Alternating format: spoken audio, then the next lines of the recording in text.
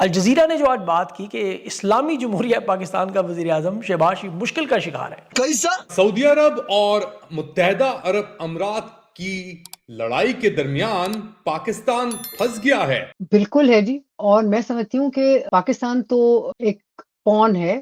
بڑی گیم جو ہے وہ کھیلی جا رہی ہے between middle eastern states, U A E and Saudi Arabia. بنیادی طور پہ یہ سارا معاملہ جڑا ہوا ہے مشرق وسطیٰ کی سیاست سے. سعودی عرب اور متحدہ عرب امارات کے درمیان جو جھگڑا شروع ہوا ہے، دو کزنز کی لڑائی ہے، تو اس میں اب پاکستان کے لیے اپنی پالیسی کا توازن رکھنا مشکل ہوتا جا رہا ہے. اب جو پریشر بلٹ ہوا ہے اس وقت، وہ اتنا بڑا پریشر ہے کہ جس کا براہ راست اثر جو ہے وہ غزہ امن بورڈ سے جڑا ہوا ہے. آپ حیران ہوں گے کہ ادارے کے اندر کیا دباؤ ہے. جو گیم آف چیس اس وقت بساط بچھی ہوئی ہے مڈل ایسٹ میں، اس میں پاکستان اس میں ایک موہرا ہے اس فیکشنل فائٹ میں. کہتے نہ ہم ادھر کے ہیں نہ ادھر کے ہیں، ہمیں کبھی ایک ہانکتا ہے کبھی دوسرا ہانکتا ہے، کیونکہ خزانہ خالی ہے، پیٹ خالی ہے.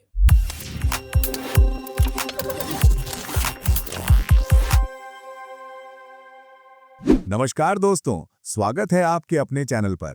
دوستوں، آج ہم دیکھیں گے پاکستان کس طرح سعودی عرب اور یو اے ای کے لفڑے میں بری طرح پھنس گیا ہے اور پاکستانی میڈیا اس پر کیا کہہ رہا ہے، جانیں گے آگے اسی ویڈیو میں. تو دوستوں، اگر ویڈیو پسند آئے تو لائک کریں، شیئر کریں اور اپنی رائے کامنٹ میں ضرور بتائیں. اور ایسے ہی دھماکے دار خبروں کے لیے ہمارے چینل کو سبسکرائب کرنا بالکل نہ بھولیں. پھر ملیں گے اگلے ویڈیو میں، تب تک کے لیے ڈھیر سارا دھنیہ واد. جے ہند. اچھا جی، آ جاتے ہیں یو اے ای کی طرف، اور اس پہ بتائیے عائشہ کہ آپ کیا سمجھتی ہیں. یہ تو پہلے تو لگ رہا تھا کہ پاکستان کچھ پرابلم میں ہے، ایک بائنڈ میں ہے. ابھی یو اے ای نے، آپ کو پتا ہے کہ پاکستان کو $2-3 ارب دیے ہوئے ہیں اور کچھ رول اوور کیے ہیں. 1 ارب کا انہوں نے فوجی فاؤنڈیشن میں سٹیکس خرید لی ہوئی ہیں، اور اب یہ سیکیورٹی کی جو ایک طرح سے گارنٹی کی دی فیلڈ مارشل نے. انہوں نے کہا جی آپ کا بھی دفاع ہمارے لیے اپنے جیسا ہی ہے. تو یہ is it a change an attempt to woo UAE، یا یہ ہماری پالیسی یہی ہے شروع سے ہی؟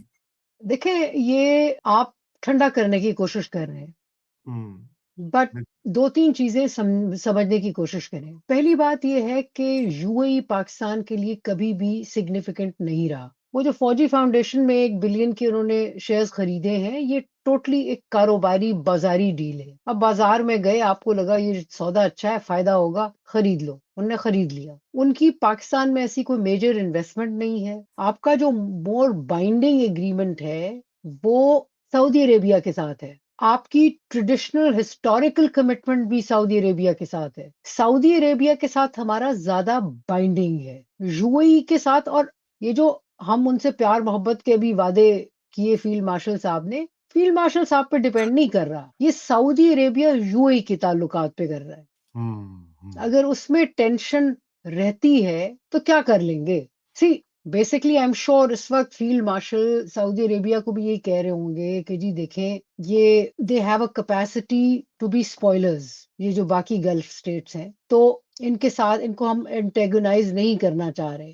تو پلیز دیکھیں، یو اے ای کے ساتھ بھی you reached out، لیکن we know کہ this is more of a temporary relationship. ان کی انویسٹمنٹس ساؤتھ ایشیا میں، ان کی زیادہ انویسٹمنٹس انڈیا میں ہیں، وائزا ورسا. انڈینز کی بزنس کی انویسٹمنٹ بہت ہے یو اے ای میں. بہت زیادہ ہے جی، ہماری کمپیریٹیولی ہماری تو ریئل اسٹیٹ میں ہے نا. یو اے ای اس وقت یہ کیوں کرے گا پاکستان کے ساتھ، نوئنگ کہ پاکستان کی بڑی ہی ڈامک ڈول سچویشن ہے فائنانسز کو لے کر؟ دیکھیں علی، پاکستان میں بھی یہ زیر بحث ہے کہ متحدہ عرب امارات نے کیوں فیصلہ کیا ہے. اب پہلے یہ شروع معاملہ ایسے ہوا تھا کہ 2 سال پہلے آئی ایم ایف نے کہا تھا کہ ہمیں آپ اپنے دوست ملکوں سے 3 سال کے بیلنس آف پیمنٹ سپورٹ کی کا وعدہ لے کے دیں، گارنٹی لے کے دیں، پھر ہم آپ کو قرضہ دیں گے. لیکن سعودی عرب، چین اور متحدہ عرب امارات نے صرف 1 سال کے لیے وہ قرضہ دیا اور کہا کہ سال کے بعد پھر فیصلہ کریں گے. تینوں ملکوں نے پھر 1 سال کے بعد رول اوور کیا.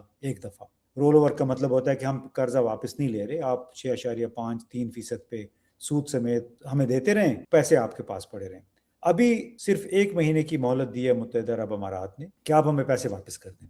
तो मुझे ये लगता है कि बुनियादी तौर पे ये सारा मामला जुड़ा हुआ है मशरिक़ वस्ता की सियासत से। सऊदी अरब और मुत्तहिदा अरब अमारात के दरमियान जो झगड़ा शुरू हुआ है, दो कज़न्स की लड़ाई है, तो उसमें अब पाकिस्तान के लिए अपनी पॉलिसी का तवाज़ुन रखना मुश्किल होता जा रहा है। इवेंचुअली अगर पाकिस्तान ने दबाव में आके मुत्तहिदा अरब अमारात के साथ हमने हाथ मिला लिया सऊदी अरब को छोड़ के, तो चूंकि मुत्तहिदा अरब अमारात इस वक्त इसराइल के बहुत करीब है, तो ऐन मुमकिन है कि हमें ये जो $2 अरब $3 अरब का ये मुश्किल पड़ी हुई ये भी पेश ना आए, और इसराइल बिल वास्ता तौर पे मुत्तहिदा अरब अमारात के जरिए IMF के जरिए पाकिस्तान को एक और बेल आउट दे दे या कर्जा दे दे, क्योंकि पाकिस्तान तो वैसे ही कर्जों में डूबा हुआ है। एक कर्जा लेता है, पुराना कर्जा चुकाता है, फिर नया कर्जा लेके वो वाला कर्जा चुकाता है, तो एक कर्जों के घन चक्कर में पाकिस्तान फंसा हुआ है। और इस सूरत हाल में ऐन मुमकिन है कि अगर हमारा पलड़ा मुत्तहिदा अरब अमारात की तरफ चला गया तो उसमें बजरिया इसराइल हमें और नए कर्जे मिल जाएं। तो इसमें कोई इतनी तशवीश की बात नहीं है, क्योंकि ये सारा जुड़ा हुआ है बैनुल अक़वामी सियासत के साथ। पाकिस्तान इस वक्त अगर खड़ा भी है, वो भी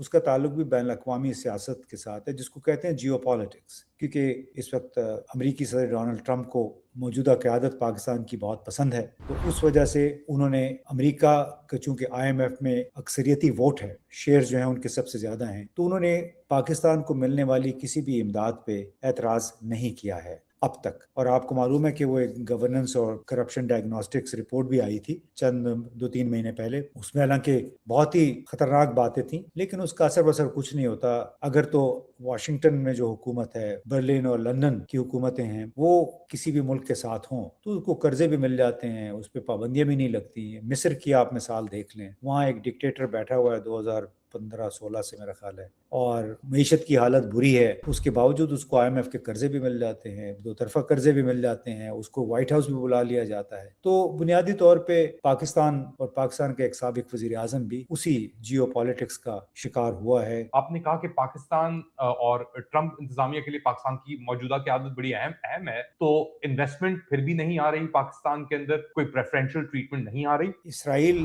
दुनिया का छोटा सा मुल्क है लेकिन ताकतवर तरीन है, इसीलिए वो मुत्तहिदा अरब अमारात को एक फैसिलिटेटर के तौर पे इस्तेमाल कर रहा है अपने उन अब्राहम अकॉर्ड्स को फैलाने के लिए, जिसका बुनियादी मकसद था कि इसराइल को तस्लीम करवाया जाए और कबूल आम करवाया जाए इस्लामी मुल्कों में। अब पाकिस्तान, सऊदी अरब जैसे बड़े मुल्क रह गए हैं। अब पाकिस्तान किस हद तक इससे बच सकता है, क्योंकि गाजा पीस बोर्ड में तो वो बैठ गया उनके साथ, उन्हीं कातलों के साथ जिन्होंने 72-73 हज़ार फ़लस्तीनियों को शहीद किया है। तो अब बड़ी डेस्परेशन में हमारी हुकूमत कोशिश तो कर रही है कि यहाँ सरमायाकारी भी आए, सरमायाकारी नहीं आ रही है। पिछले साल शायद मुश्किल से $300 मिलियन थे। ये भी वो पैसे होते हैं जो कि पहले से मौजूद कंपनियां हैं वो अपने नई मशीनरी मंगवाती हैं, तो बैलेंसिंग एंड मॉडर्नाइजेशन उसको कहते हैं। तो ये इनको सोचना ये पड़ेगा कि यहाँ पे पैसे क्यों नहीं आ रहे। तो ये हमारे हुक्मरानों को सोचना पड़ेगा कि हम लोगों के पीछे भाग तो रहे हैं, लेकिन क्या पाकिस्तान पे एतमाद है? क्या पाकिस्तान की पॉलिसी इस तरह की है जो कि दूसरे लोगों को एतमाद दे सके कि आप यहाँ पे आएँ, और हमारे यहाँ मुकम्मल तौर पे सुकून है, सियासी इंतशार नहीं है, और आप आके अपनी इन्वेस्टमेंट करें, पैसे कमाएं और घर ले जाएं। 25 करोड़ का मुल्क जो है किसी को अगर ये वादा नहीं दे सकता, ये तसल्ली नहीं दे सकता कि ये बड़ा मुल्क है, यहाँ पे आके इन्वेस्टमेंट करें, तो there has to be something wrong with that country, with the leadership. इधर भी खेलना है, उधर भी खेलना है। उसकी वजह ये है कि आपकी डिपेंडेंस है ना फाइनेंशियली। खत्म, bye bye, Tata, good bye, गया।